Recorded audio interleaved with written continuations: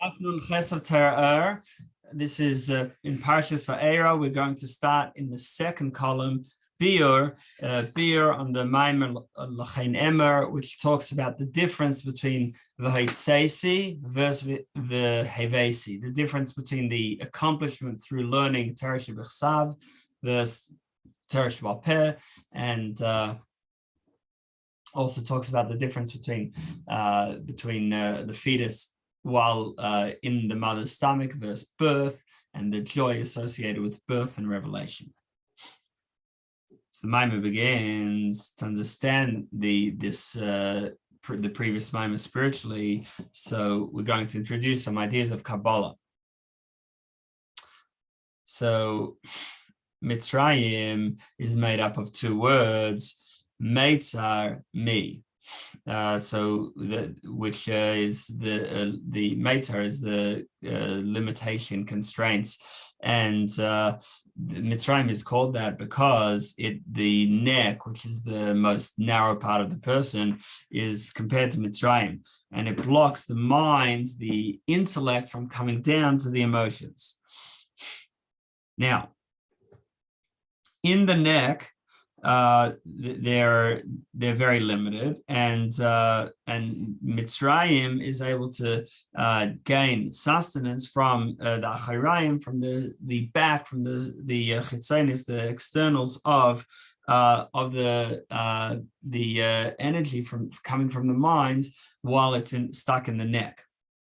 And this is why the king of Mitzrayim is called Pari. Pari is the same letters as Ha'arf, the back of the neck, because the chitzon is the back of the neck, where you don't have intellect, you don't have emotions, it's just stuck somewhere in between. That's the best place for Pari and Mitzrayim to try to take their sustenance. That's why Pari would stand. It says that Pari Omid al Yaor, Pari was standing by the river. So the river represents coming down from intellect into emotions, coming down in Kabbalistic terms from Yesod De'ema, which is the end of Ema, the end of the mother, which is Bina, into the Chazer, the chest, to dissolve the Midas. So this, and in between you have the neck blocking, and Pari is standing right by the river, not letting it flow down. And this Pari has to be broken through with Yitzhak Mitzrayim, with the Exodus, and the Exodus is allowing the mind to flow through and impact on the heart, and then eventually we get to Malchus, which is Eretz Yisrael, the good land, and the Eretz Tova or Chava, the broad land. So now there's no more constriction anymore, and it's just able to flow and be revealed. And this is why Geula is connected to Yichud, to unification, when there's no blockage between mind and heart. There's no blockage between what's called in Kabbalah Ava, which is Abba V'Ema, father and mother, which is Chachma and Bina, and they're called that because the Chachma and Bina are the parents that, when you reflect on and understand and then reflect an idea, that brings the person to emotions. Chachma is the initial idea, the father, and then Bina is the development, the whole pregnancy of the idea, and the birth of the idea is Bina. And then uniting that with Zun, which are the children. Zah is the 6 midas. It's called in Kabbalah Zer Anpin, the small face, as opposed to Keser, which is Arich Anpin, the long face. And then Nun is from Nukva, the feminine Sphera, which is Malchus. So now we also have a positive idea of Mitzrayim and a positive idea of the neck, which is in the side of holiness. And there it doesn't block the intellect from coming into emotions, but it's a sort of medium that allows it to successfully bridge that gap. Because seichel, understanding, is just understanding how something is good. Then we want to get from there to a love and a desire, a yearning. So there's a big gaping hole in between.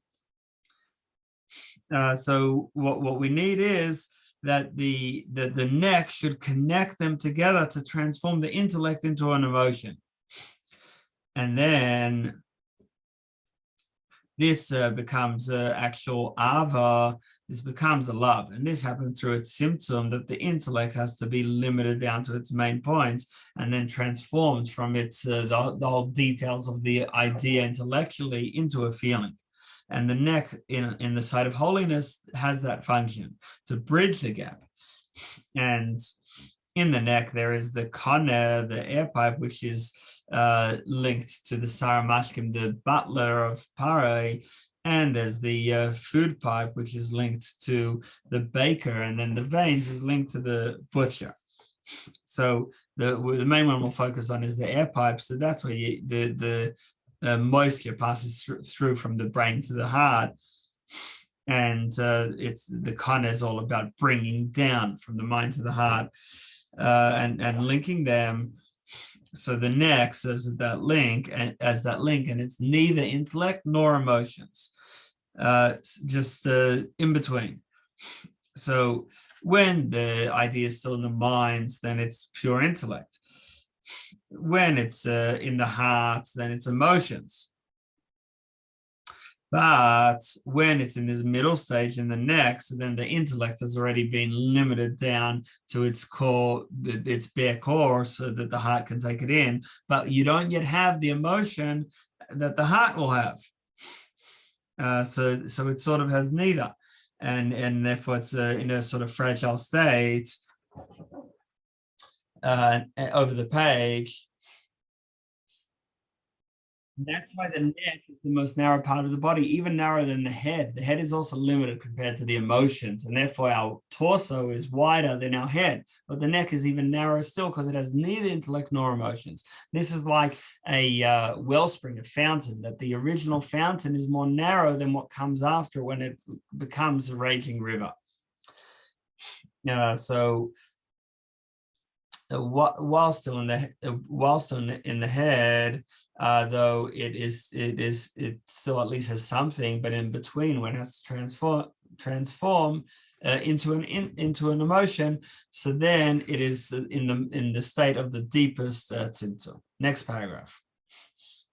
So now, spiritually in Kabbalah, this is the idea of Ema, the end of Ema, the end of the mother, the Yesod, which is Bina giving over to Midas, going down into the chest of Zah. So now we're moving past the neck into the chest, into the real seat of the emotions. So Bina is understanding the idea, reflecting on an idea that will bring us to love and excitement in Hashem. The chest, where Zah, where the six midas sit, that's the place of understanding. And spiritually, this is the midas of Atzilus. And the idea is that it should get down without it too much of an impediment.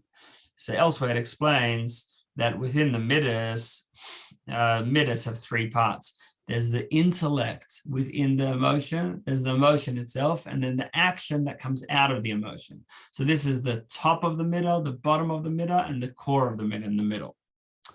So now these three levels are the 3/3 of the middle. And in terms of the body, we have the head is the top part, then the chest is the middle part, and the torso in general is the middle part, and then the legs are the last part.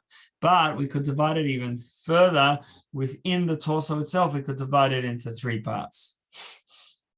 So we have the intellect, which is until above the chest, and the chest is until the belly button is the emotion itself, and then from the belly button down to the bottom of the torso. So that is the action that comes out of intellect.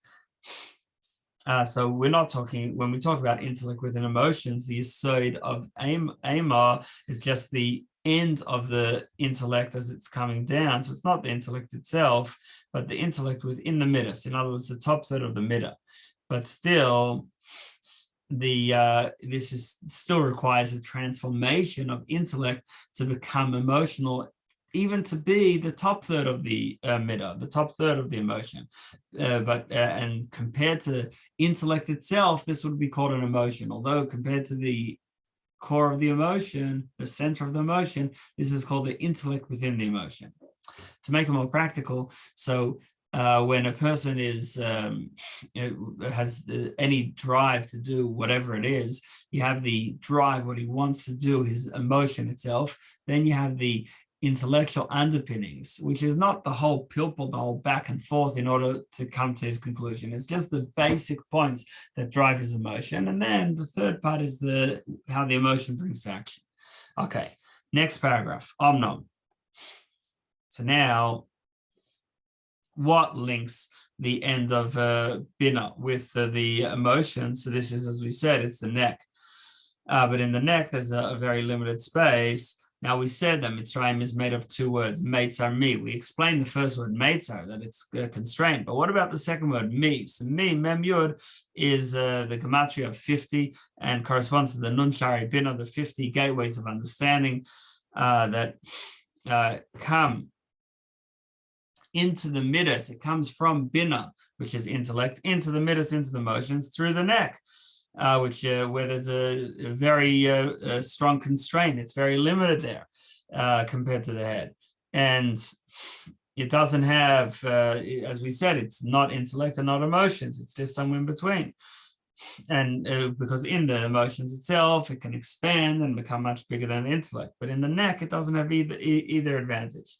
And that's why the Arizal says that Garon is the same numerical value as Charan in Makaylo. The reason is because Haran, which is this bad place where Yaakov went, where Lavan lived. So Haran is also this idea of a place of constraint where it's difficult to give birth to emotions, to passion for Hashem. And it's a place of kavura, a place of din, a place of severity and hiding of Hashem's light. And this is actually why a child is not able to take anything that goes against him. Anything that goes against him, he has no tolerance, very low tolerance levels, and straight away he lashes out, or he straight away starts crying, he gets upset. And that's because he doesn't have a strong intellect, and therefore his emotions are also fragile.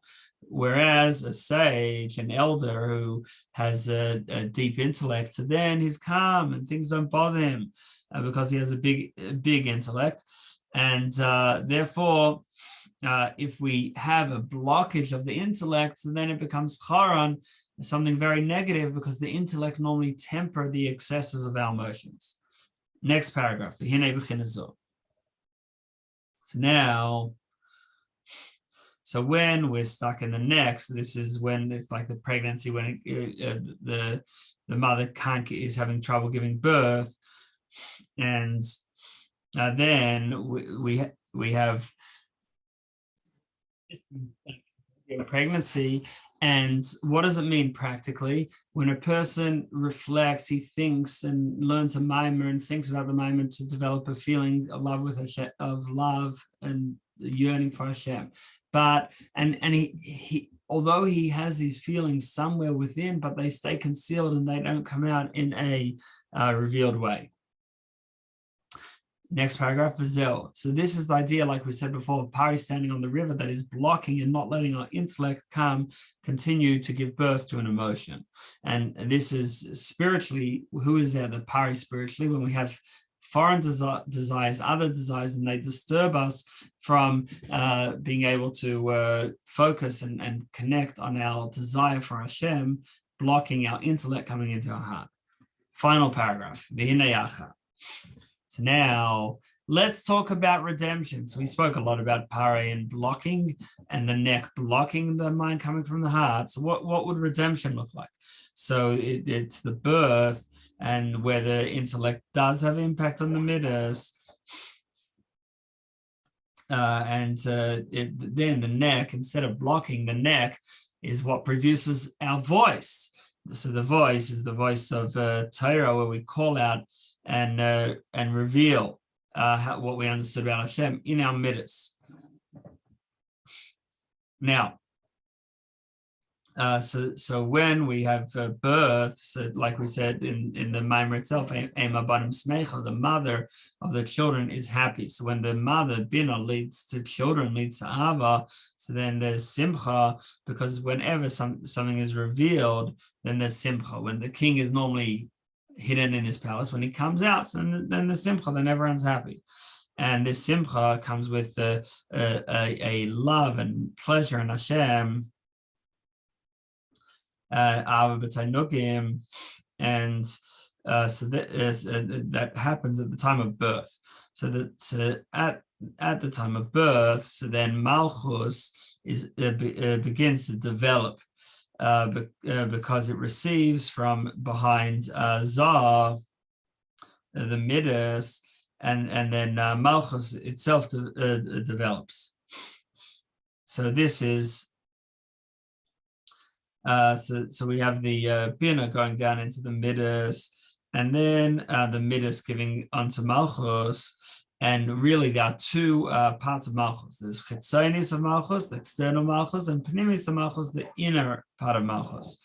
And this is hinted in as Zohar explains on the pasuk, Kasheshana, like a rose between the thorns. Kain Rayosi, so is my dear one, that the rose between the thorns, that's Chitzonis of Malchus, the external part of Malchus, which is between thorns going down into the worlds of Biyah, of Bria Tiarasiya, where Hashem's presence is somewhat concealed. It's not the only thing, seemingly. Whereas Rayosi, my dear one, that is the Pnimius of Malchus, Malchus as it stays within Atzilus. And it's one with Hashem. So Chitzonis HaMalchus receives from the back of Zah, the back of the Midas. And that is also Chitzonis HaDibur, the externals of Dibur, of speech. It's the words, the grammar, just the external of what you're saying. Whereas the depth between the lines of what you're saying, that is Pnimis HaMalchus, that's the inner part of Malchus. And that comes from the Pnimis HaMalchus, comes from the Pnimis of Zah, not from the external of Zah, but comes from the inner part of Zah, that it relates to the deep set emotions. And this is called, the pasuk says, Kalos Moshe, when Moshe finished, but you can also read it as Kalas Moshe. So Moshe is the husband of Malchus, and from Zah, from Pnimis Zah, from the inner part of the motion. So that's the source of the Pnimis of Malchus, the inner part of Malchus, which gives birth to this Tanugim, this love and bliss of pleasure in Hashem, and causes joy.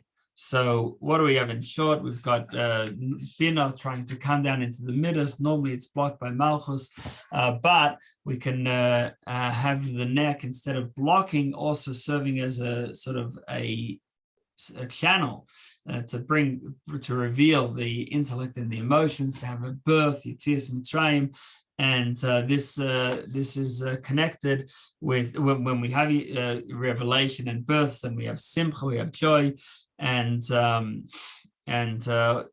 we also talk about this spiritual family of Chachma, Bina is the father and mother, and then the Midas is the son, and Malchus is the daughter, the feminine, and Malchus sometimes receives from Pnimius Zah, from the inner part of the Midas, and that creates the inner part of Malchus, or Chitzonius of Zah, the externals of the emotions, bring to the external of Malchus and the external of speech.